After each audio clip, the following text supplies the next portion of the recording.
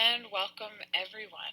We're going to go ahead and get started on the webinar for today. So thank you so much for putting things aside and joining us. And I really know that you will get a lot out of this webinar today. So for those of you who don't know me, my name is Emily Brauker, and I'm going to be your host for today. And yes, I'm just so excited that you all have shown up to learn more about basically how can we do what we love to do better, stop making mistakes and start being more effective. So I want to talk about a couple logistical things. If you've been online, you may have heard us playing around with some technical stuff, but on the left-hand side, there's a participant box where you'll see all of our names. And there's a little drop-down menu there, and it probably just says online right now, but it has a couple different status things you can put in there. Speed up, slow down, I'm confused, laugh, applause, and also request permission to speak. So if you do have a question, you can request permission to speak, and there, especially towards the second half, after I've presented a lot of mistakes, there'll be time for people to share their experiences and ask questions. And as we're going along, feel free to put a question in the chat. Please do, if you're totally confused, please request permission to speak as we're going along. I'm kind of knowing myself, I'm probably going to be in the zone, kind of getting into the material, so I may or may not see a question come through in the chat box. But certainly we can look back over the chat box as we move along towards, especially the second half of the material. And I love as well, I have lots of descriptions and case studies and personal mistakes I will include, but if you have specific examples, of these issues, then please write them down. Let us know. The more examples, one commonality across cultures is storytelling, and so the more storytelling that we can have, the richer the learning experiences for everyone. So I'm going to see if there are any logistical questions before we get going. Okay, Zoe, so you should be muted. The camera and microphone icon are in the upper right-hand corner, and so you should be able to just press stop microphone or stop camera, and if they are on, next to the microphone and camera, you'll see a little green dot, and I believe if they're off, you'll see a red dot. So right now, I think the sound okay. I'm going to try to not move a lot because apparently that makes the video better. But let's get started.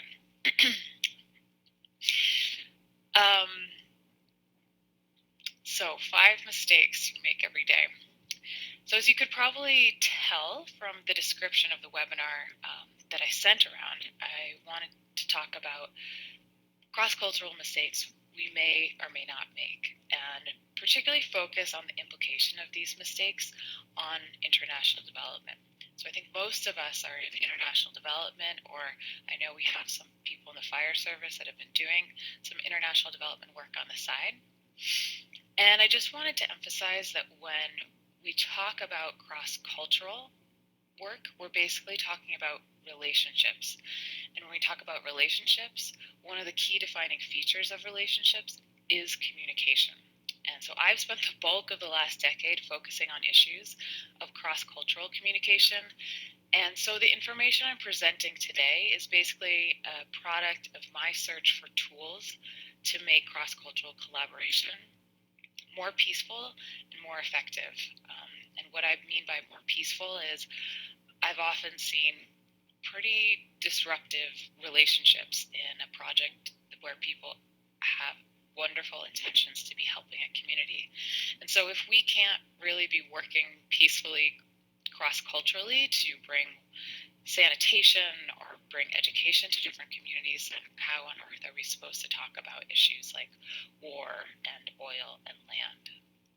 So I'm presenting this information today to this international development community because there's so much passion and critical thinking and intelligence in this field, yet we're still seeing so much project failure and so many wasted resources. There are so many communities with very real and, how I see it, addressable needs that are really left without support, despite the presence of people like yourself wanting to address these needs.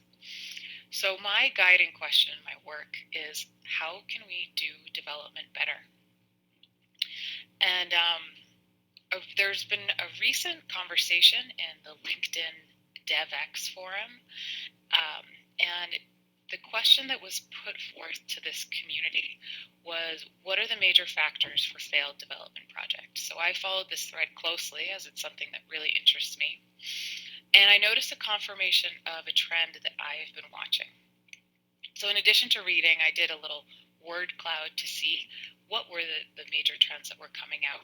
And so in addition to issues like corruption and the lack of time, lack of resources, there was a really strong theme of linking project failures to a lack of taking local context, local culture into account. So words that jumped out at me here were, local, cultural, community, management, people, human.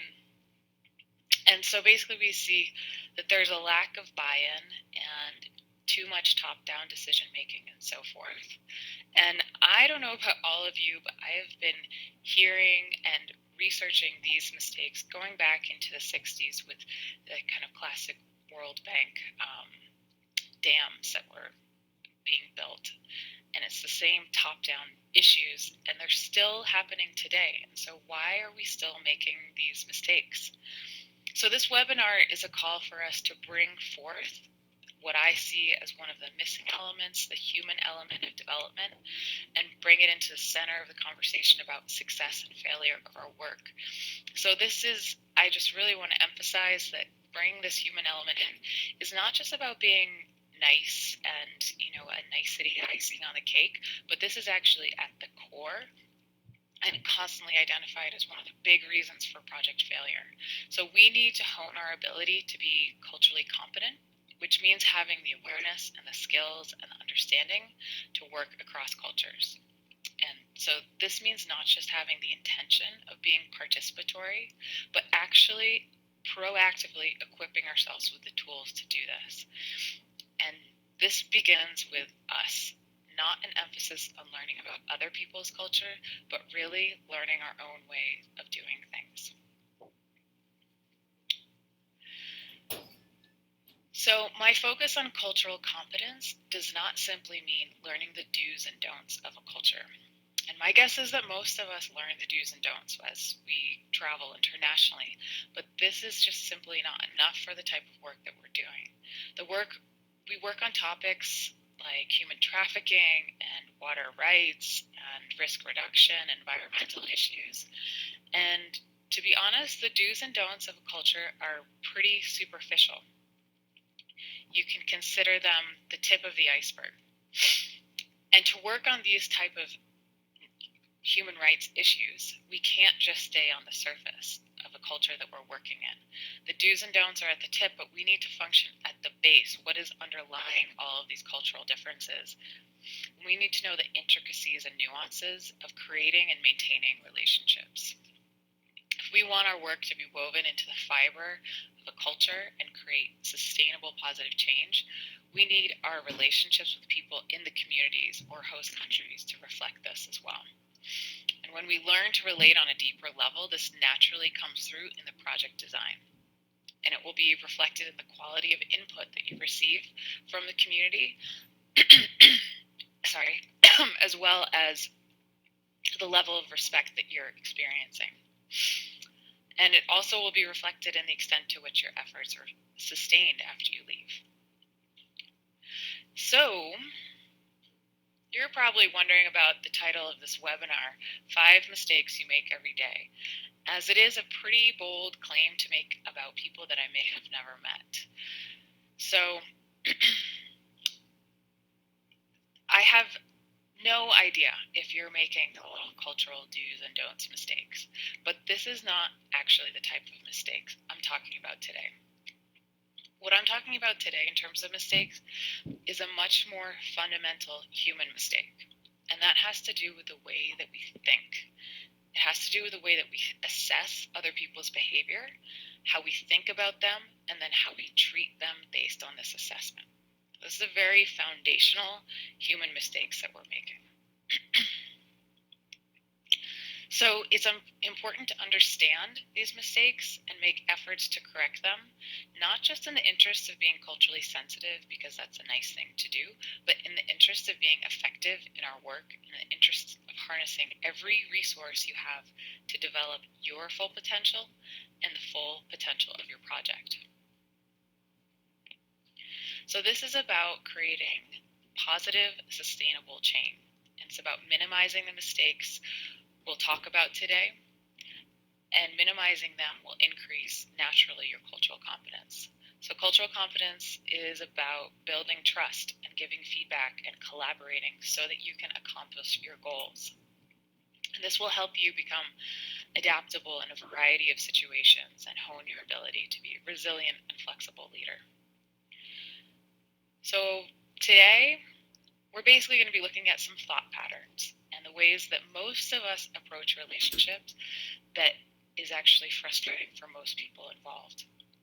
So this is about the way that we're wired, and I ask you, I can't control your emotions, but I hope that you don't feel guilty about having made these mistakes in the past. We're calling this process into our awareness so we can pinpoint moments in the future where we can change if we want to. And the mistakes that you've made in the past are a great source of information for you and everyone you work with. So I'm expecting that all of us have made these mistakes, and the idea is to build upon them and not just, say, oh gosh, like I should have been doing things different, blah, blah, blah. So if you find yourself laughing at these mistakes and resonating with these ideas and you're curious to learn more, towards the second half of the webinar, I'm going to let you know about a program that I'm offering, a remote program that offers a lot more guidance into the world of cultural competence. But let me introduce myself really quickly for folks who don't know me, and let you know how I got to be the person giving this webinar today. So I am a cross-cultural communication expert with a background in international development. Now, there are a couple ways that we can become an expert. One is that you can be naturally gifted at something, or you can struggle deeply with something and fumble around the dark looking for tools and test them thoroughly and then pass them along. And so I fall into the latter category here. I started off in development in 2000 in the Republic of Kiribati. And this is a picture of me preparing for a dance in the Republic of Kiribati. This is where I did the Peace Corps. And for those of you who might not know where Kiribati is, it's actually spelled Kiribati, and it's in the Central Pacific. And not many people have heard of it. It's 33 islands, and I was on the outer island of Anotua. That's where the arrow is pointing. It's actually not even on that map. So while I was there for 2.5 years, I was just out of college, and I was aware of the fact that I had very little knowledge about what this community I was living in needed. And so I really wanted to engage the local population in a participatory manner, but I had no tools, just trial and error, just kind of a philosophy of wanting to engage the population in this way. What I did see and I learned from were pumps like these. So these are British hand pumps, and they were spread down the island, conveniently located on the main road of the island, which is the only road, and they were completely rusted and broken down. Basically, they were installed to keep the open well water, that water source, clean, but there was no way of getting replacement parts on this super remote island. So as I walked by these pumps for 2 years, they basically became a representation or a call to action to do development work that actually took the local context into account. So although these pumps were addressing a very real need in the area, which was a clean water source, this project really failed to use the local resources. And so I became fascinated by the ideal of development that integrated local resources, international technology, locally identified needs, and then co-created solutions. And as I passed these pumps, I really had no way of knowing that they would put me on a path of exploring effective cross-cultural collaboration that is still going strong and still completely fascinated over a decade later.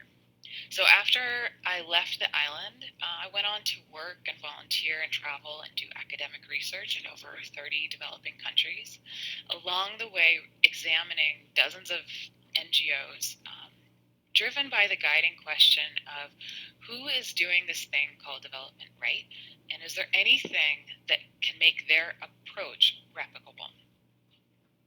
So eventually I found, and I don't know if you are familiar with this, Tostan in Senegal, and I spent some time with Tostan. Tostan works in West and East Africa on female genital cutting, and they affect positive change by having educators on the ground for 2 years with different communities, teaching critical thinking and reflection, among other things. So any changes that are made are chosen by the community for the health of the community. Their projects are sustainable and impactful. And what jumped out at me was the relationships of profound trust that were fostered between the Tostan staff and the community. Now, I know not everyone can follow a model where you are based in a remote community for 2 years at a time, but this success story really inspired me to focus on the question of relationship. So, years and years of research and personal mistakes and countless interviews and 2 master's degrees later, this is what I found, and this is what I want to talk to you about today. The key is starting here. Starting with ourselves. So if we want to serve and assist and inspire, manage, or collaborate with people from other cultures, we need to know ourselves first. So we have to get intimate with our beliefs and our cultures, and only then are we positioned to know another culture, and only then are we positioned to co-create a sustainable, impactful project. And so this is what I teach now, and I want to share a slice of this with you today. And the way I look at it, self-awareness is really a lifelong journey. But when you start to get it and stop making mistakes I'm going to talk about today, it will help you foster trusting relationships without 2 years on the ground. Or at a minimum, it will help you to stop making the mistakes that immediately destroy trust on the spot. So this is not I can't write it in paper, guarantee money back agreement. But if you do put in the work, you will definitely see these results. So there's a big, when I work with people, I'm asking them to show up and do the work. It's not just not a math equation. So what the DevX forum pointed to, and what I firmly believe in, is focusing on the human element is not just the icing on the cake of development work. Rather, it is a vital ingredient. And this is not just a problem for the professionals coming in. This is that the same mistakes are being made by the local population. So this is why the program I'm going to tell you about in a little bit provides capacity building opportunity for you as well as your entire team. But without getting too distracted with that, let's get on to the mistakes and what to do about them. So, mistake number 1. We trust our gut. So when you work internationally, it is extremely vital to trust your instincts when it comes to safety. So I'm not claiming that you should not trust your gut when it comes to safety. Not claiming that you should override an impulse to get away from a dark alley. But it is very important to understand that your instincts are connected to your culture. So let me break this down really quickly. So when we open our eyes in this world, all we see is this mass of sensory input coming in. And we are basically a blank slate operating in a world with very little meaning. And what we have to do is learn experientially how to make sense of the world. So very quickly, we start to learn the basics. We start to connect the dots. So we learn if I do this certain behavior, make a certain noise, I get food. And if I do something else, I get love and affection. And we grow up and we learn sequences for more and more complicated reactions from the world, and we learn to understand the world this way. So if I do something else, I get recognition and admiration. And this is what it means to be successful. And this is what it means to feel secure, and I can expect to feel secure in the setting. So we do these behaviors again and again and again, and we repeat them until they feel completely natural and normal to us. They become second nature.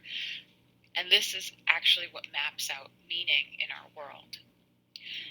So in the process of making these connections, a world that is meaningful and somewhat predictable in our experience emerges. And we become seeped in expectation and assumption and understanding of visual and auditory cues until it becomes so familiar that it gives us a sense that this is just how the world is. My way of seeing the world is normal. And we forget that there is even a map there. We forget that this map is built upon a shared understanding with the people we've grown up with and a shared understanding of the way to interact with the world to get our needs and our goals accomplished. And this understanding of the world is what I call culture. And this cultural map of how to navigate this place is completely hidden to us by the time we're adults. So how do we see this map? Basically, anytime that you find yourself thinking, oh, this person should do this person should be honest all the time, you've encountered your map. Or evaluating something is good. I like to work with this person because they're constantly on time. Good is a value as well. Or bad, I don't want to work with this person because they're always giggling at inappropriate times. Basically, any sort of should, good, bad, this is important, are all values that are a product of the connections you made growing up. No more, no less. This is not inherent in the world. This is just our way of seeing it. And these values are stored in our thoughts as they come through in the good, bad, should form. But they're also very much stored in our body, and our gut is a little storehouse of cultural information. So signals from our gut tells us basically how close someone's actions are to something that feels familiar or cultural, or distant, unfamiliar. So the more unfamiliar that feels, the more reaction we're going to have from our gut. So our task as culturally confident people is not to be so reactive to our gut. So what do you do about this mistake? Because the mistake is the common reactivity to the gut. We need to learn to slow down and recognize, okay, my gut is telling me something is unfamiliar in the environment. What is it? Is there something that needs to be corrected? Or am I just receiving information on what I've been taught is important in my culture? For example, I may have a staff member constantly deferring to my knowledge, even though I know they have a lot of good information on the topic. In reaction to that, I get annoyed and frustrated, and I want to pressure them into speaking their mind. My gut is clenched, and I'm reacting to it because I want to pull them into a more familiar way of doing things. My instinct tells me that they're not a good employee, as they're hard to work with. And so this is my moment of choice. When you feel a contraction in your gut, slow down and pause. And this is your opportunity to cultivate cross-cultural competence. And I'm going to talk about that more in the next mistake here. This takes patience, but it really pays off. And there are tools to help you become an expert in responding and not reacting to your gut, which are included in the program I mentioned. But simply pausing is an excellent starting point. So you want to pause and question where that gut contraction is coming from, and then we can start to seek understanding. Where is this coming from? Where are they coming from? So the mistake number one is a notion that what is familiar is right. So we need to examine this in order to have a more flexible understanding of the world and to become more capable of navigating the dynamic terrain of cross-cultural work. I'm going to see if you all have questions in a moment, because the second mistake really builds upon the first. So mistake number 2, we engage autopilot. So when we trust our gut, we engage autopilot. This is really important to understand, so let me break this down even more. As you can tell from these mistakes, we're starting at a really fundamental groundwork of the way that we think about the world, so we have to break them down. So this cultural map that we have is really useful. It helps us navigate the world with so much sensory input coming in, but it also sets us up to make grave mistakes and miscalculations that affect our work and affect our relationship. So Ellen Langer is a Harvard professor who has done extensive research on mindfulness and its opposite, mindlessness. And she has found that as soon as the mind thinks that it knows something, it basically falls asleep at the wheel. So this means that as soon as we have this sense that we know the terrain ahead of us, we become exponentially less attentive, we become much more insensitive to context, and we're actually living in the past. We're just calling upon what we've been exposed to before instead of what is actually happening. So this, in her words, is a state of mindlessness. And this leads to what I call the paradox of culture. So we need this map, this cultural map, to navigate the world, yet the map gives us this sense of knowing. So we end up operating under the illusion that we actually know what is happening. We know that this person is being trustful because they're not making eye contact, or we know that we can't trust this person because they're never on time. And so back to the example that we talked about in mistake number 1, perhaps my instinct tells me that this is not a good employee because they're hard to work with. And if I trust my instinct that this person is simply not good to work with, that would be following my map blindly, and I would end up falling asleep at the wheel. When we have fallen into this pattern, this is when we've engaged autopilot. So for those of you who may not know this image, this is a cultural reference to a 1980s humorous American movie, Airplane. So these blow-up dolls are meant to be flying this plane on autopilot. So when I say we engage autopilot, what I'm trying to point to is that we are navigating the current situation with a map that is designed for a different landscape. So we're using all of our familiar ways of behaving and understanding the world in a completely unfamiliar environment. Now, this happens very fast, so we have to be vigilant when we start to watch for this. We are acting basically like robots that are programmed to behave a certain way rather than responding to a dynamic world. When we do this, we usually end up trying to fit a square peg in a round hole. And what does that feel like? I'm sure most of you have a couple words that come to mind, but we basically usually become frustrated and angry. Often we move into self-righteousness, thinking our way is right, and sometimes we can become crazy. It can irritate us to no end. So in this example we've been talking about with the employee, you have a moment to ask, should I trust my instinct and the capability of this employee? You have a choice here to blindly follow the map that may not help you navigate the actual terrain that you're in, or you can refresh your perspective and see the unique moment that's playing out in front of you. I often see people navigating on autopilot, and they end up thinking really negatively about the people that they're working with, the people that they're trying to collaborate with. So I overhear statements like they have no opinion or they can't think critically, and this quickly morphs into, okay, so I'll just make the call here. We need to move this project ahead. And this is, I believe, is a crucial moment in how we come in with participatory methodology and a desire to work with the community, and then we move into a top-down decision-making process. So you have an option here to come off of autopilot and respond to the actual landscape. You can ask, what information is coming through about my values right now? And what is their behavior communicating about their values? recognizing these two underlying motivations, how do I proceed? Is there a way to see things through their value set and still accomplish my goals?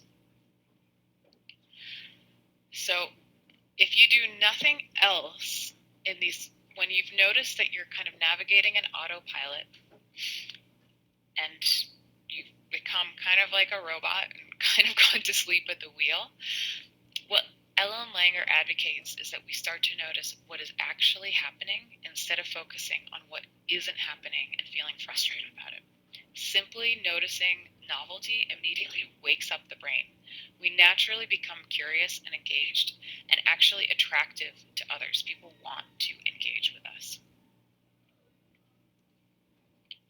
So this mistake actually combines with mistake number 5 to become a serious communication breakdown that happens that will have a huge effect on our relationships and our ability to work with community. And mistake number 5 will really put all of this into focus. So mistake number 3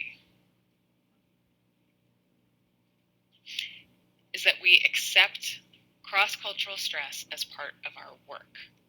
So we are usually sent into the field, and we anticipate lots of linguistic problems, and we anticipate usually communication issues as well.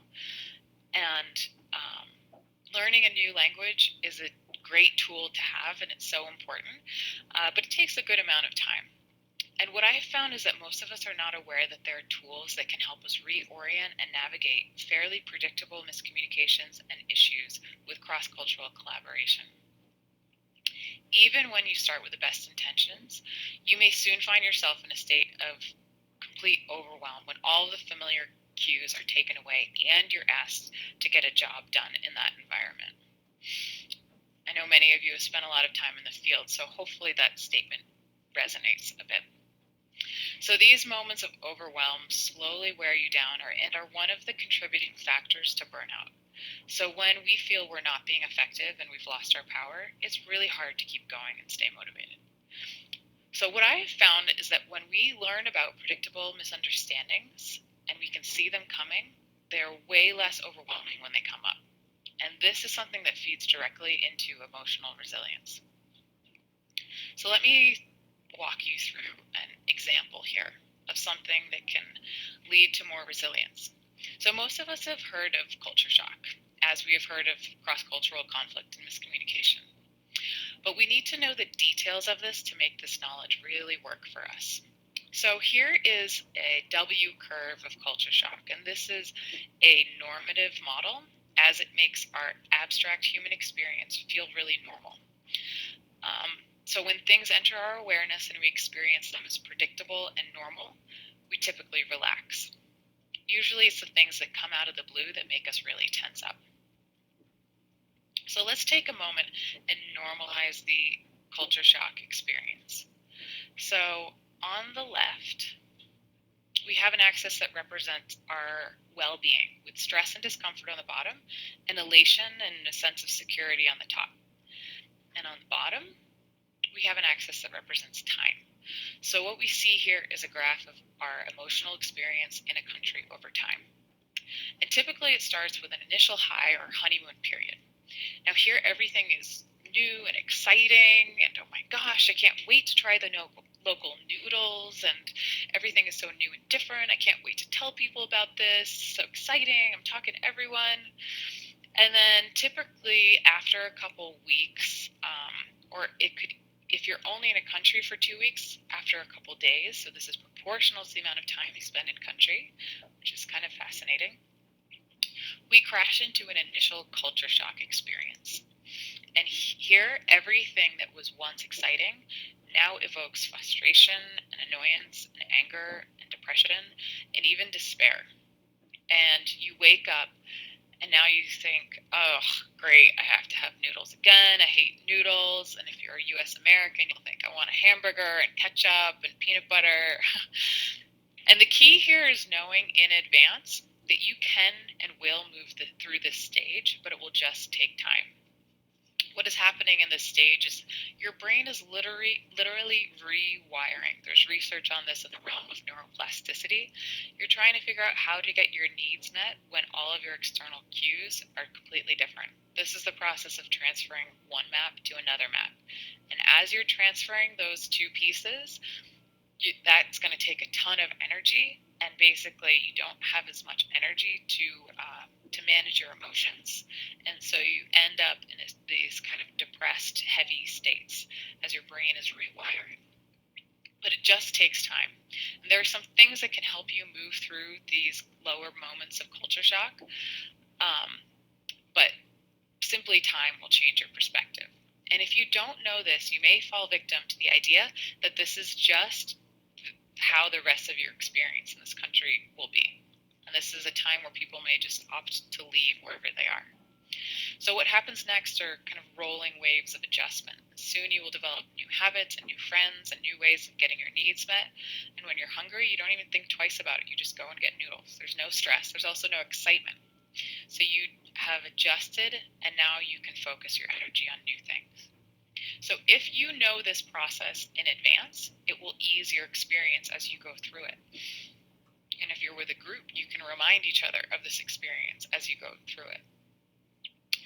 In a certain sense, this tool is like building out your existing map of expectations of the world. Tools like this can increase your resilience because you know what lies ahead of you and you're mentally prepared for it when it comes. So it's actually, for me, knowing a lot of these tools, it's really painful to see people working internationally with no support for their very predictable struggles like culture shock or cross-cultural conflict. So our work can be really stressful, but there's support like this model that will help make our time overseas or even in distant parts of your own country, whether you work in a rural setting and you're from an urban setting or vice versa. Tools like this will make the experience less stressful. So this was mistake number 3, which is to passively and almost helplessly believe that there's no support for some of the stress that you experience. When there are tools to decrease any aspect of the stress we experience, I really feel like we should grab them. So this is resonating with you, and you are interested in learning more about all of these tools to navigate your cross-cultural experience, to work with your gut, to work with Autopilot, and to go deeper into cultural competence.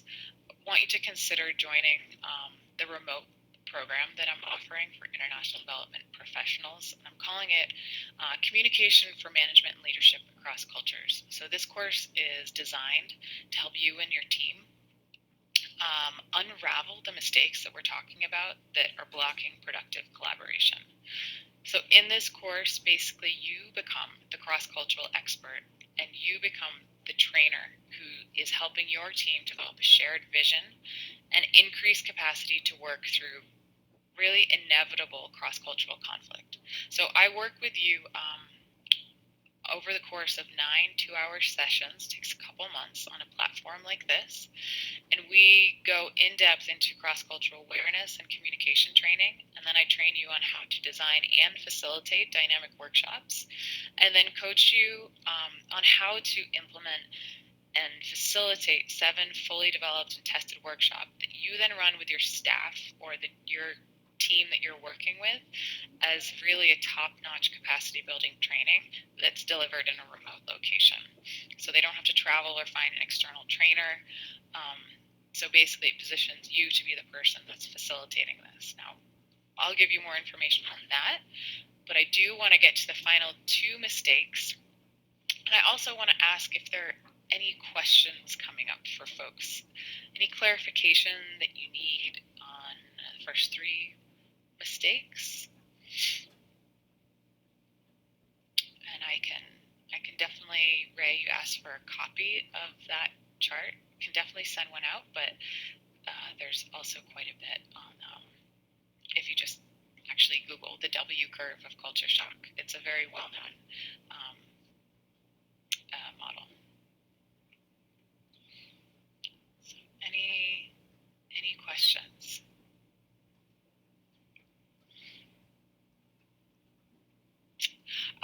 Great, Barb, thank you. Difference between initial and true culture shock. This has to do, it's going to feel the same. The true culture shock will really mostly be experienced by people who are in a culture for a long amount of time. So if you're in a culture for a week, you'll probably experience a quick honeymoon period, and then maybe, actually, let's say it's 2 weeks, a quick honeymoon period, and then a few days later, a culture shock, and then you'll actually start to see the end of the trip on the horizon, which is going to make you more adaptable to things that are feeling stressful at the moment. So the longer you are there, you'll probably have an initial high, an initial low, and then you'll feel like things are going great, and then you'll really seep into a process of saying, oh wow, I'm here for a really long time, I don't know if I can handle this, and your brain is basically going, okay, I really need to adapt, I can't just sort of adapt. So for me in the Peace Corps, I was there for 2.5 years. This happened at about the 3-month period, even though at week 2 I had an initial dip as well. And the emotions are basically the same in terms of just being kind of heavier, more negatively oriented emotions, evaluating things negatively, but you'll just experience it as a bit more profound. So there isn't, good question, because there isn't like a differentiation between those two that's very marked. I also wanted to note about the culture shock model. It is on a graph, which makes it appear linear. It is not necessarily a completely linear experience. So, our human experience, there are things that we can see coming and prepare for them, but we're not completely predictable. So knowing that there's highs and lows and what's causing them is the useful part of that model. Great, it's a great question. So I'm going to talk about the next 2 mistakes, and then we'll have time for some more questions towards the end. So mistake number 3. Now we're getting into the really heavy mistakes. We think we can change people. So I don't know how many times I can learn this lesson, that we can't simply mold people into who we want them to be in that moment. We just can't change people. So let's examine this mistake and see the implications. So I want you to take a moment and kind of sit back and maybe close your eyes and call to mind a recent conflict that you were in. And remember who it was with, perhaps what they look like. And remember how your body felt. And then what you started to think about the conflict and think about that person. Where did your mind go?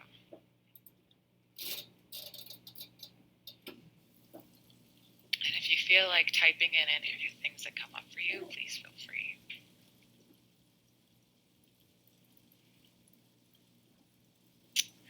And my question is, in that moment, did you in any way think that things would be better if that person gave you the information you wanted or began to think more like you? This notion is a very common desire to change someone else. And this impulse, you can open your eyes if you want to, this impulse is exaggerated by cultural difference, as somehow we are more convinced when we have a whole culture in a community somewhere thinking the same way we are.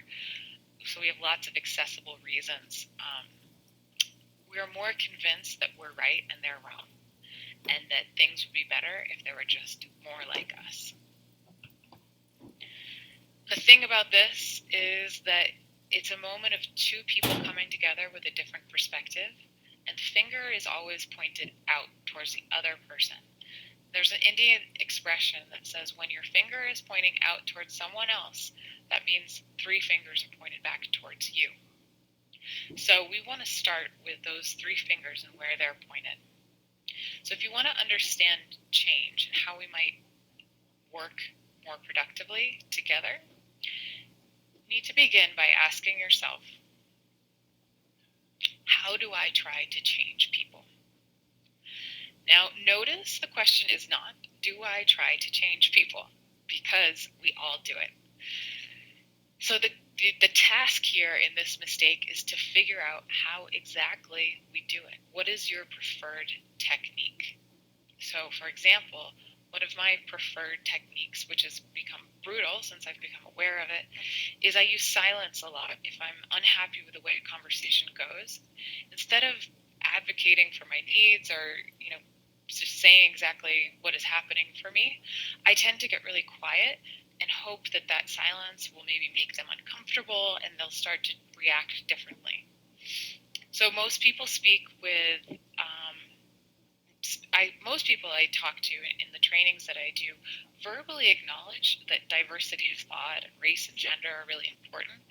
Yet, when it comes down to it, and especially in conflict, we try to change people to be more like us, or at least agree with us and get on our side so that we can move ahead with our goals. As a communication person, I notice how prevalent this trend is to try to change people around us when they're not communicating the way that we want them to. So some common techniques to change people are avoiding people, confronting them, manipulating them, intimidating them, trying to convince them and using logic, or continuing on like we're in agreement when you're actually not.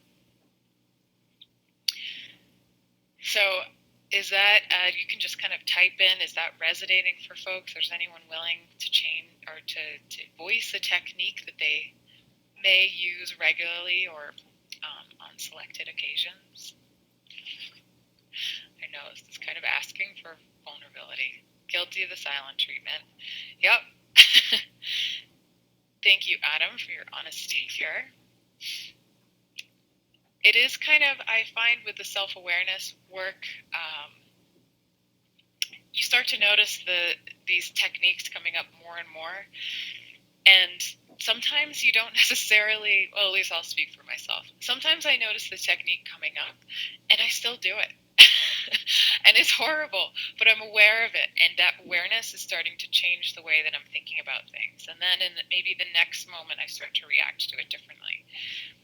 So we need to wake up to the fact that we cannot change people through these techniques. And I recommend reflecting on this to uncover the truth of this for yourself. So when you start to tune into the moments where you fall back onto any notion that you can change someone, you can start waking up and responding to that moment differently. You can see that power struggle, because that's what it is, it's a power struggle, will lead to nothing but frustration and suffering. So when these moments arise, try something new. Perhaps reflect on the values that are coming through in your judgments, or just appreciate where they're coming from. The idea here is to free yourself from something that's pretty delusional and human cycle that we can change someone. So this mistake is wasting energy and probably damaging the relationship trying to change someone to fit neatly into your preferred vision of reality or your preferred map when it never even works. So when you notice the subtle or overt efforts to change someone, regain your power and energy by focusing on things within your control, like how you are making efforts to understand them or looking at specific points of contention and conflict, and see what you can do under your power to move that issue forward into something productive. And I mentioned power, and this is very important in any conversation about communication and relationship. And so that leads us to mistake number 5, which is we become numb to power differences. Now, generally, people have pretty negative associations with power, and people with power tend to want to deny it. So we fall into the illusion that we can come into a community and be on equal footing, just because we have an idea that we want to be on equal footing, even though we, as development professionals, are usually the one holding most of the money and the resources. And there are many definitions of power, but one aspect of power is the degree of dependence that we have on another person. And this has to do with things like this has to do with resources that you have that they need, or that they have that you need. So resources could be anything like money, materials. If you're a teacher, it could be a good grade, perhaps acknowledgement or recognition or safety or love. Resources could really be anything. And this topic can be really triggering. Usually even saying the word power, students kind of back up and say, oh no, am I guilty of power? Every relationship has a power dynamic. But if you see power as a way to benefit people, you will use it very differently than if you deny or abuse it, or even worse, if you are numb to it. So one way is often abused in communication is to force people to communicate in our preferred ways. So what I have seen in this field is that people often learn the do's and don'ts of a culture. So in Thailand, they don't expose the bottom of their feet to people, or in Senegal, they engage in a very long greeting ritual. But when it comes to conflict and meeting deadlines, we want people to do things our way. We hear phrases like, I want you to tell me the facts, tell it like it is. I want you to tell the chief that we cannot meet his timeline. And we want the communication aspect and getting things done aspect on our terms. We revert to a comfortable way of communicating because we're in the position of power. Others tend to have to do it our way or suffer the consequences. So yes, we try to change people, and when we're in the position of power, we can force this change. But this forced assimilation never works out well. And I have to ask myself, how is this not just another version of colonialism if we're just forcing other cultures to be like ours? So the consequence could be a strained relationship or a failed project. And I'm not asserting that this is ever our intent. What I found that this is usually a power dynamic that happens out of a lack of self-awareness. So a numbness to or a denial of the power that we hold, and often a lack of awareness. There's a lack of awareness, the extent to which our communication is vastly different. So when we're not tuning into the ways that we're pressuring someone to be very different from how they actually are, the power differences are kind of played out there. So what do we do about this? Now, clearly this is quite simplistic, and I'm just touching upon this briefly. This is a very loaded topic, but I have a couple steps that will help you think about this. So the first is to acknowledge the power, basically get unnumb to the power, and come back into relationship with what is actually happening. Don't operate under the illusion that you can just go into a community and hold all the resources and ask for equal exchange of power. Next step, you can actually use your power to bring in voices. So reorient to power as something that can be useful for the community, and what you can do is use it to bring in voices. And once the voices are there, you can then set collaborative goals. So this is not something that can just happen overnight. This is usually an awareness process that takes cultivating of really seeing what is happening and understanding the communication dynamics, but also walking away from a project that has failed due to resentment or strained relationship, or a project that falls on its face within a few months because the community's needs and their own solutions were never really heard, is also not a good option. So in other words, you can ask yourself, what is the power dynamic? How can I use the voice I have been afforded to benefit others? And how can we use all these voices to lead to more collaborative projects with less project failure? This is the step of participatory development that I rarely see happening. So setting collaborative goals is the first workshop in the workshop that your staff will get if you decide to join the Communication for Management Leadership Across Cultures program. So I created, just really briefly, these are the 5 big mistakes that I see happening. And these mistakes naturally shift when we start to really come into relationship with true cross-cultural competence. So I created the program I'm talking about to send a ripple of cross-cultural competence through the world of international development in particular. And this work is really about attitudinal and behavioral change, which doesn't occur overnight. It starts with a trickle of awareness and soon begins to snowball and impact all of your relationships. And I can't be everywhere at once training, even though I'd love to be, and especially not in remote areas of the world for months on end. So I came up with this program designed to have you become trainers as the people on the ground. So I train you to become the cross-cultural expert and an awesome facilitator using cutting-edge adult learning theory. And then I'll coach you and how to facilitate this workshop series to your staff. And with this intentionally sequenced curriculum, you become very intimate with the material and become the resident expert, as you can teach it in the local language, so no one's excluded from this training.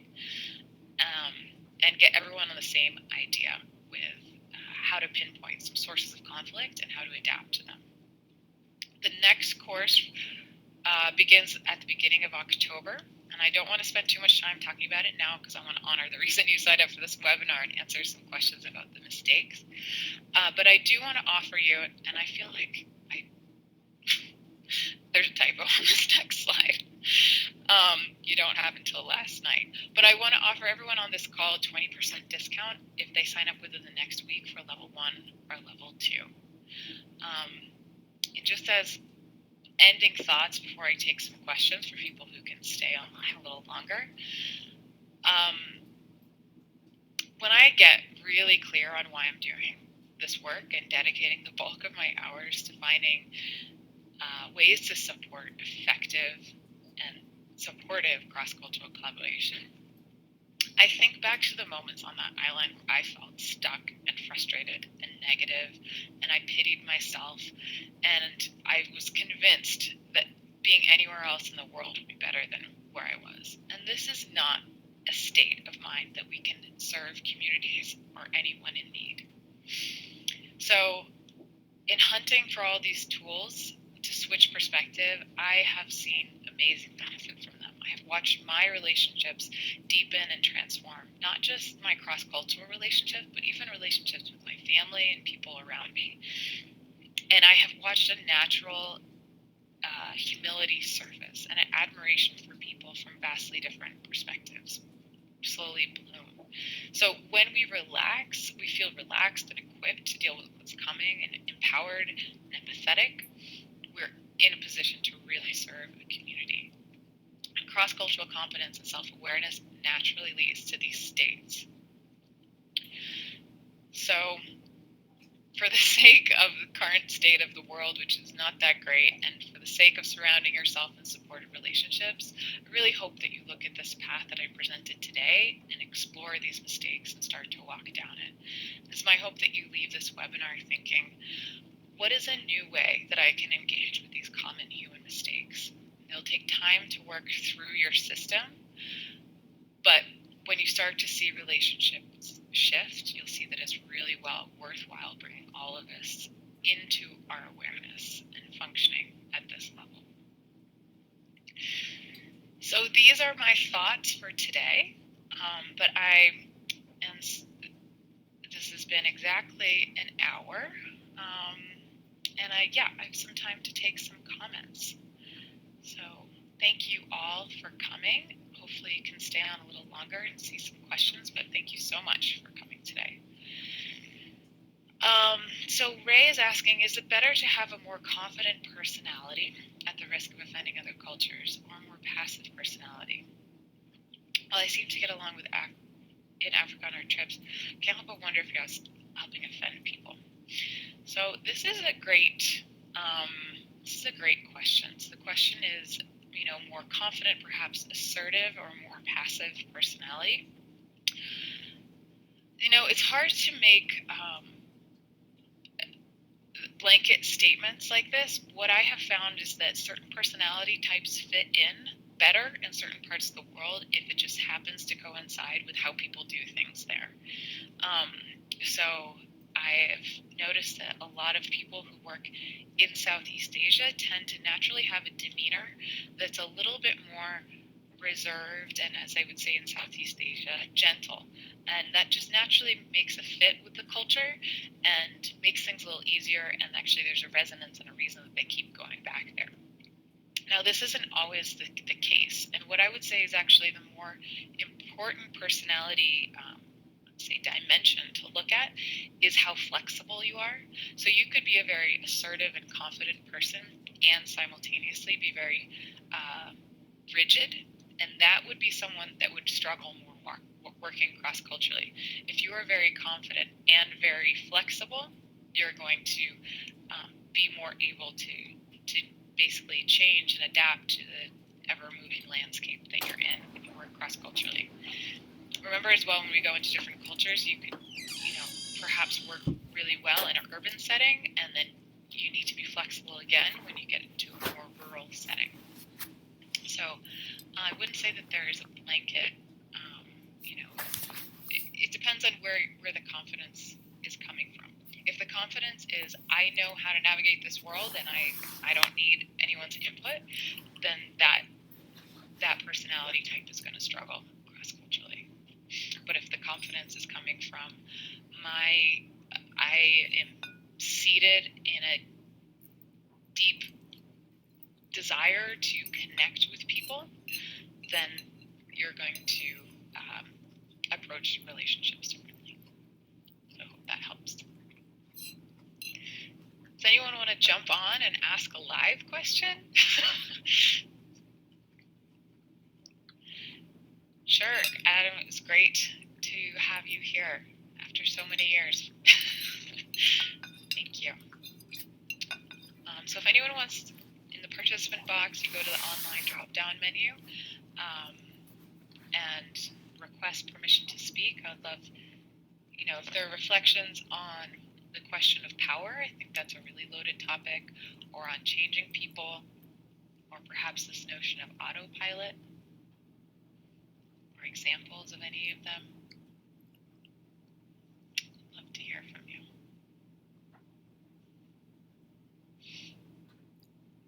Thank you, Heidi. I know we're just going over time here, so people don't need to come up if you don't have time.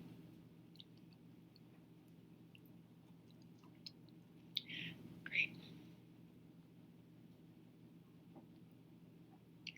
Well, it looks like people are jumping off.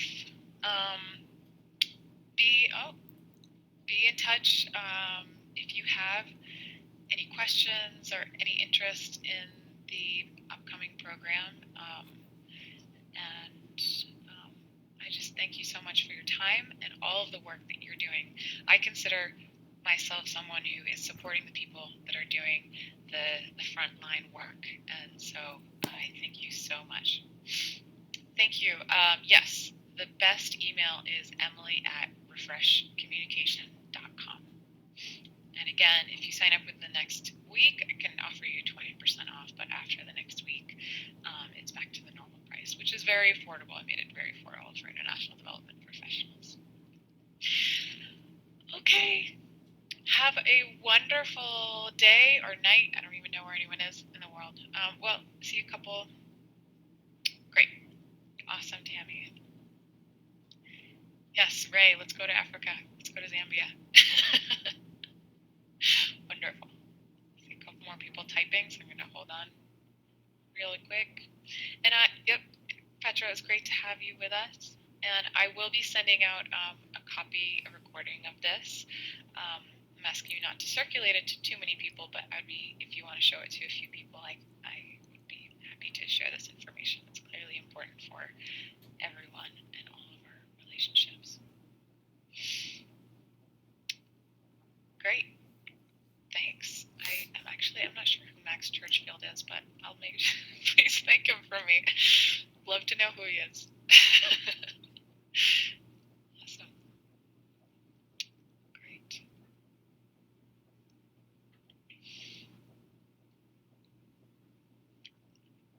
Melissa, I see you typing.